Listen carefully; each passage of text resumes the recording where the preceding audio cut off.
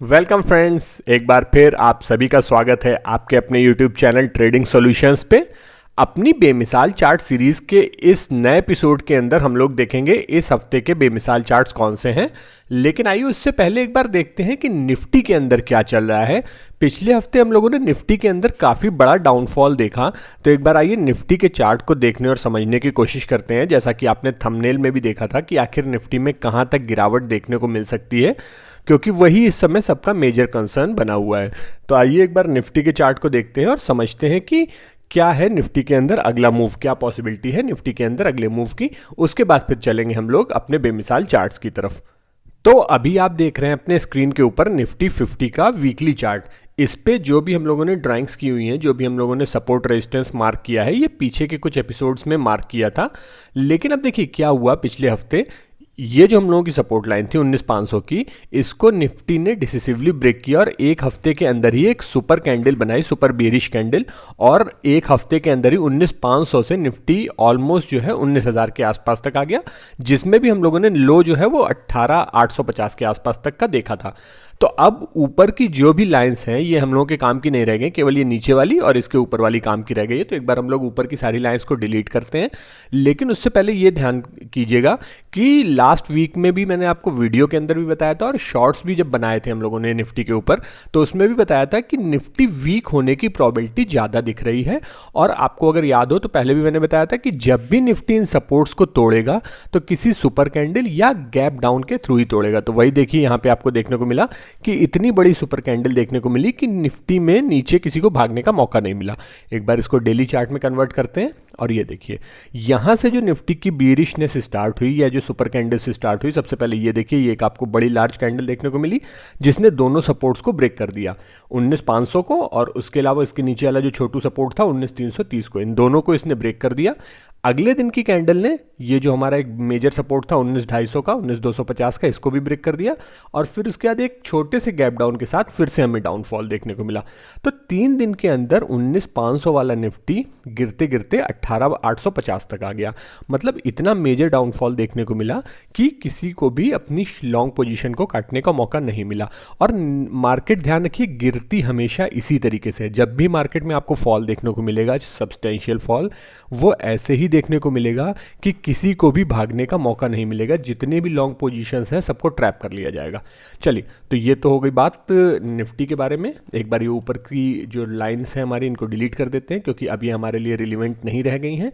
अब हमारे लिए जो रिलीवेंट सपोर्ट रेजिस्टेंस है केवल उसको हम लोग अपने चार्ट के ऊपर रखेंगे, बाकी को हटा देंगे।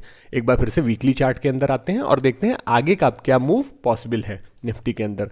तो आप देख रहे हैं कि अब निफ्टी के लिए नेक्स्ट सपोर्ट जो है वो यहाँ पे आ रहा है करीब 18,690 के आसपास। इसको और थोड़ा सा हम लोग एक जोन के रूप में मार्क कर लेते हैं।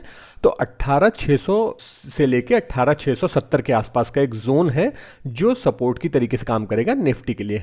अगर निफ्टी में और डाउनफॉल देखने को मिलता है तो यहाँ तक के लेवल दिखाई दे सकते हैं। ऊपर का रेजिस्टेंस आपके लिए क्लियरली मार्क किया हुआ है, ये देखिए ये ऊपर का रेजिस्टेंस है, क्योंकि ये पहले सपोर्ट की तरीके से काम कर रहा था, इसलिए अब ये ऊपर 19,250 का लेवल रेजिस्टेंस की तरीके से काम करेगा जब निफ्टी ऊपर की ओर जाना शुरू करेगा। अगर इस लेवल को भी ब्रेक कर देता है निफ्टी, ये जो सपोर्ट जोन हम लोगों ने मार्क किया है 18,600 से लेके 670 का, अगर इस लेवल को भी ब्रेक कर देता है तो नीचे कहाँ तक जा सकता है उसको देखने के लिए हम लोगों को क्या करना होगा, उसको देखने के लिए हमें फिबोनाची डालना है। लेकिन उससे पहले एक चीज़ और आपको दिखा देते हैं कि एक शॉर्ट्स भी बनाया था हम लोगों ने। अभी क्या है, अभी निफ्टी का शॉर्टर टर्म जो ट्रेंड है वो बेरिश हो गया है। क्यों? क्योंकि देखिए यहाँ से जो निफ्टी के अंदर हायर हाई की श्रृंखला शुरू हुई थी उसको निफ्टी ने यहाँ पे आके ब्रेक कर दिया। अब लोअर लो बनने लग गए हैं। तो अब ये जो निफ्टी का रीसेंट अप ट्रेंड था ये फिलहाल के लिए ब्रेक हो गया है। तो मतलब अभी निफ्टी जो है शॉर्ट टर्म में बेरिश हो गया है। लेकिन इसका मतलब ये नहीं कि निफ्टी परमानेंट बेरिश ही रहेगा या निफ्टी में आगे अभी आपको कभी भी अब तेज़ी देखने को नहीं मिलेगी। ये शॉर्ट टर्म की बात है कि शॉर्ट टर्म के लिए निफ्टी अभी फिलहाल बेरिश हो गया है। तो अभी हमें और नीचे के टारगेट्स, पहला तो हमारे लिए सपोर्ट जोन क्या है 18,600 से 18,670 तक का। अगर इसके भी नीचे जाता है निफ्टी तो हमें और नीचे कहाँ तक के लेवल देखने को मिल सकते हैं, उसके लिए हम लोग फिबोनाची का इस्तेमाल करते हैं। एक बार फिबोनाची इस पर प्लेस करेंगे तो हमें साफ सुथरा लेवल देखने को मिल जाएगा अभी देखिए निफ्टी जहां पे बंद हुआ है वो बिल्कुल अपने 0.23% 23% के सपोर्ट लेवल के आसपास बंद हुआ है, मतलब यहां पे इसने सपोर्ट लेने की कोशिश की है। अब नीचे देखिए और निफ्टी अगर जाता है नीचे तो हमें 38% का लेवल, मतलब 18,270 के आसपास का लेवल भी देखने को मिल सकता है। अगर इस लेवल को निफ्टी ब्रेक करता है तो 18,600 के लेवल को ब्रेक करता है तो अगला लेवल हमें 18,270 तक का देखने को मिल सकता है। लेकिन आपको क्या करना है, अभी निफ्टी के इस डाउनफॉल में पैनिक करने की ज़रूरत नहीं है। एक बार हम लोग इन ड्राइंग्स को डिलीट कर देते हैं जिससे कि थोड़ा सा ज़्यादा क्लैरिटी आएगी, समझने में आसानी होगी। तो अभी आपको क्या है, अगर आप एक इन्वेस्टर हैं, एक ट्रेडर हैं, तो आपको इन डाउनफॉल्स के अंदर ज़्यादा घबराने की ज़रूरत नहीं है। जैसे जैसे लोअर लेवल्स आते हैं वैसे वैसे आपको खरीदारी करने की ही दिशा में सोचना है। जैसे अभी हम लोगों ने डिस्कस किया कि निफ्टी का जो शॉर्टर टर्म ट्रेंड है वो बेरिश हो गया है, लेकिन अगर आप लॉन्गर टर्म में देखेंगे तो लॉन्गर टर्म में अभी भी हायर लो हायर हाई की श्रृंखला बन रही है। ये देखिए, ये हायर हाई हायर लो की श्रृंखला अभी भी बन रही है। तो अभी जब तक इस वाले हाई के नीचे निफ्टी क्लोज नहीं होता है तब तक हम लोग ये नहीं मान के चलेंगे कि लॉन्गर टर्म में भी निफ्टी बेरिश हो गया है। अभी तक निफ्टी जो है हायर टाइम फ्रेम में बुलिश चल रहा है, शॉर्टर टाइम फ्रेम में जरूर जो है निफ्टी में कुछ करेक्शन देखने को मिल रहा है या कुछ कंसोलिडेशन या टाइम वाइज करेक्शन देखने को मिल रहा है, जो कि नॉर्मल है। इसी तरीके से आपको करेक्शन देखने को मिलते रहते हैं किसी भी इंडेक्स के अंदर या किसी भी स्टॉक के अंदर। अब आइए एक बार जल्दी से बात कर लेते हैं बैंक निफ्टी की। तो बैंक निफ्टी में देखते हैं कि क्या चल रहा है और बैंक निफ्टी का क्या आगे के टारगेट्स हो सकते हैं। तो ये देखिए बैंक निफ्टी कंपैरेटिवली निफ्टी ज़्यादा बियरिश है, ये आपको चार्ट से भी समझ में आ रहा होगा और यहाँ पे जो हम लोगों ने पीछे की ड्राइंग्स की उससे भी समझ में आ रहा होगा। बैंक निफ्टी में डबल टॉप का ब्रेकडाउन हो चुका है। ये देखिए मैं एक बार आपको डबल टॉप मार्क करके दिखा देता हूँ। ये देखिए पहला टॉप, ये रहा दूसरा टॉप। इसकी नेकलाइन का ऑलरेडी बैंक निफ्टी ब्रेकडाउन दे चुका है और इस डबल टॉप के ऊपर हम लोगों ने कम से कम 3 से 4 शॉर्ट्स बनाए हैं और अपने वीडियोज़ में भी डिस्कस किया था। लास्ट वीक भी हम लोगों ने डिस्कस किया था कि देखिए इस डबल टॉप के ब्रेकडाउन के बाद आपको जो अगला टारगेट देखने को मिल सकता है वो करीब 41,000 तक का हो सकता है। और बैंक निफ्टी कंपैरेटिवली निफ्टी ज़्यादा वीक है, इसमें भी ऊपर की सपोर्ट और रेजिस्टेंस की लाइंस का अब कोई मीनिंग नहीं रह गया है क्योंकि ये ऑलरेडी ब्रेक हो चुकी हैं। तो चलिए इनको डिलीट कर देते हैं और अब एक बार देखिए इसकी फिर से एनालिसिस करते हैं। तो अभी बैंक निफ्टी में आपने देखा कि यहाँ पे भी एक सुपर कैंडल बनी, नीचे के लेवल्स आए, नीचे से थोड़ा सा करेक्ट हुआ है बैंक निफ्टी, लेकिन अभी भी डाउन साइड इसके अंदर खुली हुई है। ये जो ऊपर का लेवल आपको देखने को मिल रहा है 43,400 से लेकर 43,650 तक का, ये काम करेगा बैंक निफ्टी के लिए एक रेजिस्टेंस के लिए।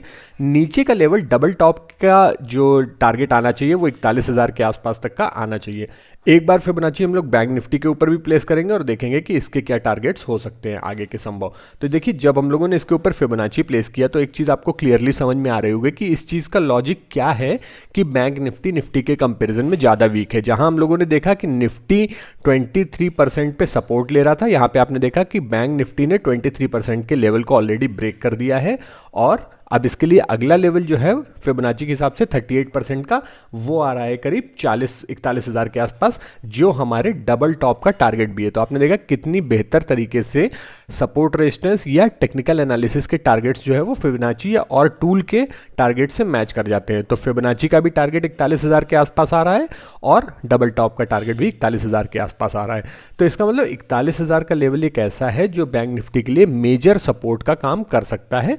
वहां तक बैंक निफ्टी आपको आते हुए दिख सकता है, लेकिन उससे पहले कुछ छोटे छोटे सपोर्ट्स आपको देखने को मिल सकते हैं। जैसे एक ये सपोर्ट आपको देखने को मिल सकता है जहां से exactly bank Nifty target hit करके या जहां से बिल्कुल रिवर्स हुआ है। तो हो सकता है अभी आपको जब इस लेवल के नीचे क्लोजिंग देखने को मिलेगी 42,000 के नीचे, तो अगला टारगेट सीधे 41,000 का होगा। तो ये तो था इंडेक्स को लेके हम लोगों को एनालिसिस। अब चलिए सीधे चलते हैं अपने चार्ट्स के ऊपर और देखते हैं इस हफ्ते के बेमिसाल चार्ट्स कौन से हैं। इस हफ्ते का हमारा पहला बेमिसाल चार्ट है जियोजीत फाइनेंशियल सर्विसेज लिमिटेड। अब आप देख रहे हैं इस समय इस स्टॉक का वीकली चार्ट, लेकिन इसमें बेटर क्लैरिटी के लिए आप लोगों को हम लोग ले चलते हैं मंथली चार्ट के ऊपर और वहां से समझाना शुरू करते हैं। वैसे अभी मंथ को क्लोज होने में थोड़ा सा टाइम बचा है, लेकिन अगर मंथली क्लोजिंग हो जाती है इन कुछ लेवल्स के ऊपर तो यहाँ पे आपको बहुत बड़ा अप मूव देखने को मिल सकता है। ये बेमिसाल चार्ट क्यों है इसको भी एक एक करके सारी चीज़ें इसमें आपको समझाएंगे। तो देखिए ये लेवल जो एक मार्क किया है अभी आपके सामने जियोजीत फाइनेंशियल सर्विसेज के मंथली चार्ट पे, आप देख सकते हैं ये कितना बड़ा और कितना मेजर लेवल था इस स्टॉक के लिए। यहाँ पे देखिए इस स्टॉक के लिए इसने रेजिस्टेंस का काम किया, यहाँ पे एक सुपर कैंडल के थ्रू इस स्टॉक ने इस लेवल को ब्रेक किया, फिर नीचे का डाउनफॉल देखने को मिला। फिर यहाँ पे एक रेजिस्टेंस की तरीके से एक्ट किया, अगेन एक सुपर कैंडल से इस रेजिस्टेंस को ब्रेक किया इस स्टॉक ने, ऊपर का मूव देखने को मिला। फिर यहाँ पे एक बार सपोर्ट की तरीके से काम किया और पिछले 2 या 3 महीनों से आप देख रहे हैं कि लगातार ये लेवल जो है वो रेजिस्टेंस की तरीके से एक्ट कर रहा है इस स्टॉक के लिए।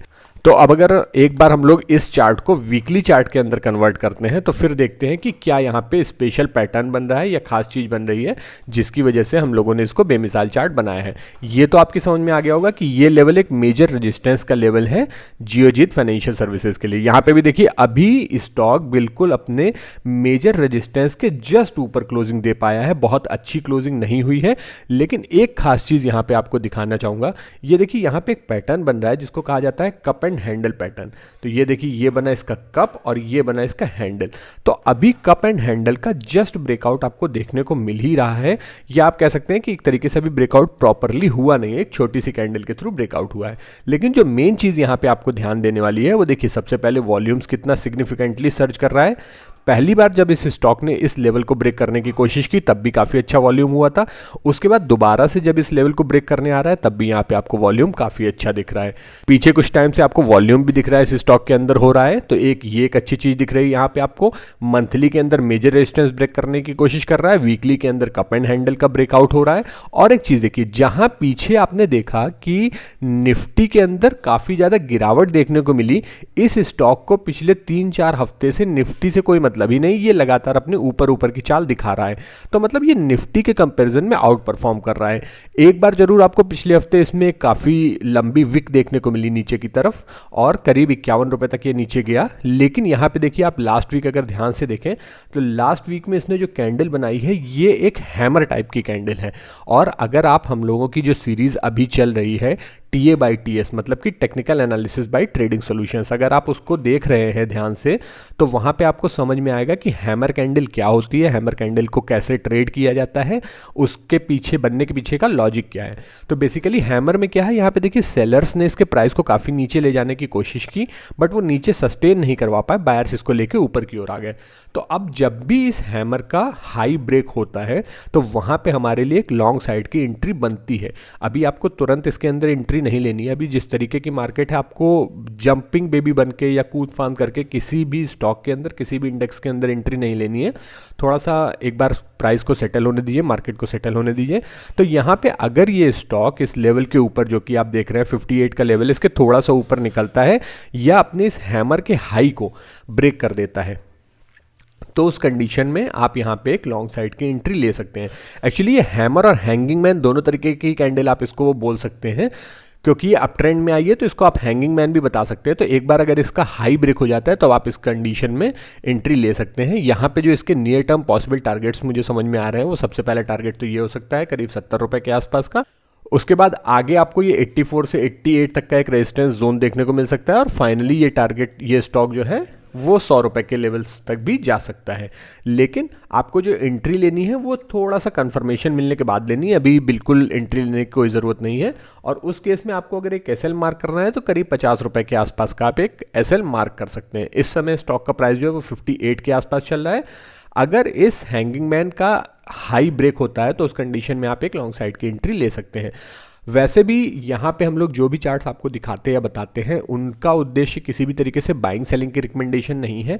ये बेसिकली हम लोग आपको केवल लर्निंग पर्पस से सारी चीज़ें दिखा रहे हैं, तो इस चीज़ को ध्यान में रखिएगा। अगला स्टॉक जो हम लोगों को आज यहाँ पे पसंद आ रहा है उसका नाम है गोदरेज कंज्यूमर प्रोडक्ट, और इसको बेमिसाल चार्ट बनाने के पीछे का रीज़न क्या है वो आइए एक एक करके आपको समझाते हैं। देखिए सबसे पहले तो अभी आप देख रहे हैं कि मार्केट जो है वो डाउन ट्रेंड में है, नियर टर्म उसका जो ट्रेंड है वो बेरिश है। तो ऐसी कंडीशन में आपको उन स्टॉक्स को ज़्यादा देखने की कोशिश करनी चाहिए जो अपने सपोर्ट लेवल के आसपास है, रादर दैन जो ब्रेकआउट देने की कोशिश कर रहे हैं।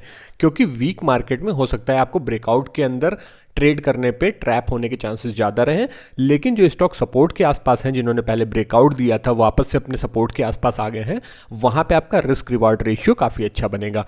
तो गोदरेज कंज्यूमर अभी आप देख रहे हैं पीछे काफ़ी टाइम से एक डाउन ट्रेंड के अंदर चल रहा है, लेकिन एक बार इसको हम लोग फिर से बेटर क्लैरिटी के लिए एक बार पहले मंथली चार्ट में चलते हैं और वहाँ से चलते हुए वापस फिर हम लोग वीकली चार्ट के अंदर आएंगे और समझेंगे कि इसको बेमिसाल चार्ट क्यों बनाया गया है। तो ये देखिए ये एक लेवल था गोदरेज कंज्यूमर के लिए, ये लेवल, ये काफ़ी टफ रेजिस्टेंस था। आपने देखा सबसे पहले इस लेवल को यहाँ पे ब्रेक किया था गोदरेज कंज्यूमर ने जुलाई 2021 में, उसके बाद फिर से ये नीचे की तरफ आया, उसके बाद दोबारा हमें इस लेवल का ब्रेक आउट देखने को मिला था 2023 मई में, पिछले करीब 3-4 महीने पहले। वहाँ से थोड़ा सा स्टॉक ये ऊपर गया लेकिन फिर से नीचे करेक्ट होके आ गया। तो अभी आप क्या देख रहे हैं कि ये स्टॉक बिल्कुल अपने सपोर्ट लेवल के आसपास, मेजर सपोर्ट के आसपास ट्रेवल कर रहा है। अब एक चीज़ और यहाँ पे ध्यान से देखिए आप कि मंथली बेसिस पे इस स्टॉक के अंदर एक डोजी बन रही है। अगेन आपको फिर से मैं रिकमेंड करूँगा कि हमारी जो TA/TS technical analysis bye trading solutions series चल रही है शॉर्ट्स वाली 75 हार्ड में, जिसमें हम लोगों ने ये चैलेंज लिया है कि आपको 75 दिन के अंदर हम टेक्निकल एनालिसिस सिखाएंगे। आप उसको जाके देखिएगा, उससे आपको काफ़ी लर्निंग मिलेगी। तो उसमें हम लोगों ने जब डोजी कैंडल को कवर किया था तो हम लोगों ने बताया था कि डाउनफॉल के बाद अगर डोजी आती है तो उसकी सिग्निफिकेंस बढ़ जाती है। अब देखिए ये कोई नहीं जानता है कि क्या ये डाउनफॉल फाइनल होगा या इसके आगे फर्दर डाउनफॉल होगा, ठीक है। लेकिन यहाँ पे हमें डोजी देखने को मिली जो एक सिग्निफिकेंट डाउनफॉल के बाद आई। करीब 1100 से गिरते हुए स्टॉक का प्राइस आ गया है इस समय करीब 987, मतलब ऑलमोस्ट 10-15% का आप करेक्शन देख चुके हैं और यहाँ पे आपको एक डोजी देखने को मिल रही है। चलिए एक बार मार्क करके दिखाते हैं आपको। ये देखिए यहाँ से एक अप ट्रेंड शुरू हुआ था स्टॉक का, उसके बाद आपको एक डोजी देखने को मिली, उसके बाद आपने देखा कि कैसे 3 महीने तक स्टॉक का प्राइस नीचे ही नीचे रहा। तो अगर किसी भी डाउनफॉल या अप साइड के बाद, ये देखिए यहाँ से डाउनफॉल शुरू हुआ, यहाँ पे नीचे आपको एक डोजी देखने को मिली, उसके बाद ट्रेंड चेंज हो गया। तो डोजी की सिग्निफिकेंस बेसिकली किसी भी ट्रेंड के लास्ट में ज़्यादा बढ़ जाती है। अगर आपको किसी ट्रेंड के लास्ट में देखने को मिलती है, इन बिटवीन देखने को मिलती है, जैसे यहाँ पे इन बिटवीन देखने को मिली, लेकिन अब यहाँ पे किसी को नहीं पता है कि क्या ये ट्रेंड ऊपर की तरफ जाएगा या नहीं जाएगा, तो उसी तरीके से यहाँ हम लोग ये नहीं जानते कि ये ट्रेंड अभी फर्दर नीचे की ओर रहेगा या यहाँ से रिवर्स हो जाएगा। बट क्योंकि यहाँ पे एक सपोर्ट के पास है, इसलिए ये एक अच्छा चार्ट बनता है लर्निंग के उद्देश्य से। अब कुछ और चीज़ें हैं यहाँ पे जो आपको मंथली चार्ट के अंदर दिखाते हैं। ये देखिए अगर आप मंथली चार्ट के अंदर एक अप ट्रेंड लाइन खींचेंगे, ये देखिए एक अप ट्रेंड लाइन मैंने आपके लिए मार्क की है, तो आप देख रहे हैं कि ये अप ट्रेंड लाइन का सपोर्ट भी 2020 से हम लोगों ने एक अप ट्रेंड लाइन खींची, तो इस अप ट्रेंड लाइन का सपोर्ट भी लगभग यहीं कहीं आ रहा है। कितना आएगा? वो आएगा करीब करीब 910 रुपये के आसपास। इस समय स्टॉक का प्राइस जो है 980 चल रहा है, मतलब यहाँ से 8-10% नीचे के आसपास आपको एक अच्छा सपोर्ट देखने को मिल रहा है हर तरीके से, एक रेजिस्टेंस के थ्रू भी और एक ट्रेंड लाइन के थ्रू भी। अब आइए जैसा कि हम लोग वीकली चार्ट देखते हैं, तो वीकली चार्ट के अंदर चलते हैं और यहाँ पे देखिए वीकली चार्ट में आपको क्या देखने को मिल रहा है। वीकली चार्ट में आपको डाउन ट्रेंड के बाद एक हैमर देखने को मिल रही है। तो हैमर में भी क्या आपको बताया था अपनी उस सीरीज के अंदर कि अगर हैमर का लो ब्रेक होता है तभी हम लोग फर्दर कुछ डाउन साइड की या वीकनेस की ट्रेड लेंगे। हैमर क्या बताती है कि यहाँ देखिए प्राइस को नीचे ले जाने की कोशिश की सेलर्स ने, बट वो सक्सेसफुल नहीं हुए और बायर्स उसको खींच के ऊपर की तरफ ले आए। तो ये वीकली चार्ट के अंदर भी आपको एक अच्छी चीज़ देखने को मिल रही है, जिसकी वजह से हमें लगता है कि ये एक बेमिसाल चार्ट बन सकता था। आप लोग भी अपनी एनालिसिस करिएगा इसके अंदर और फिर बताइएगा कि क्या आपके हिसाब से भी ये चार्ट अच्छा दिख रहा है। एक और चीज़ देखिए, वीकली चार्ट में ये स्टॉक अभी तक एक डाउनवर्ड स्लोपिंग चैनल में चल रहा था, बट आपने देखा कभी भी इस चैनल की मिडिल लाइन को इसने डिसिसिवली ब्रेक करके नीचे की क्लोजिंग नहीं दी, लगातार 2 बार। हर बार ये चैनल की मिडिल लाइन को ब्रेक करता था, फिर ऊपर आ जाने की कोशिश करता था। मतलब ये स्टॉक जो है वो नीचे चैनल के लोअर लेवल तक जा ही नहीं रहा है, चैनल के अपर लेवल पे ही सस्टेन कर रहा है।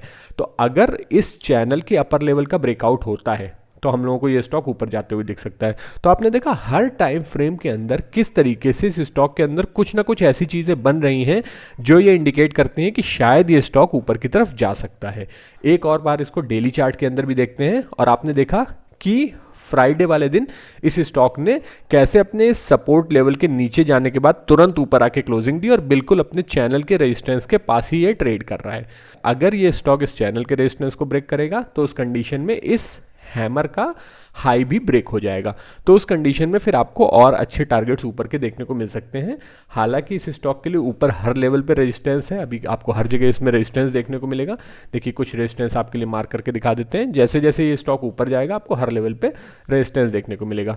और ये उस तरीके का स्टॉक भी नहीं है जिसमें आपको फायर क्रैकिंग देखने को मिले, तूफानी तेजी देखने को मिले। ये स्लो एंड स्टेडी मूव करने वाला स्टॉक है।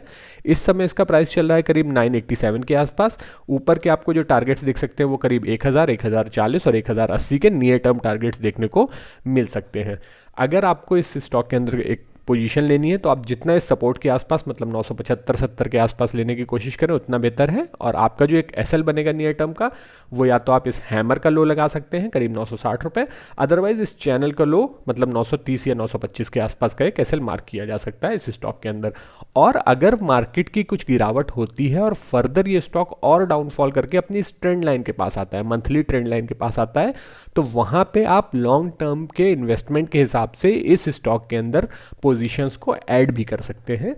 ऐसा मेरा मानना है। आप अपनी एनालिसिस अपने हिसाब से खुद कर सकते हैं जिससे कि आपको इस स्टॉक के अंदर या किसी भी स्टॉक किसी भी ट्रेड के अंदर कन्विक्शन आए। तो कोई भी ट्रेड लेने से पहले अपने फाइनेंशियल एडवाइजर से ज़रूर पूछें।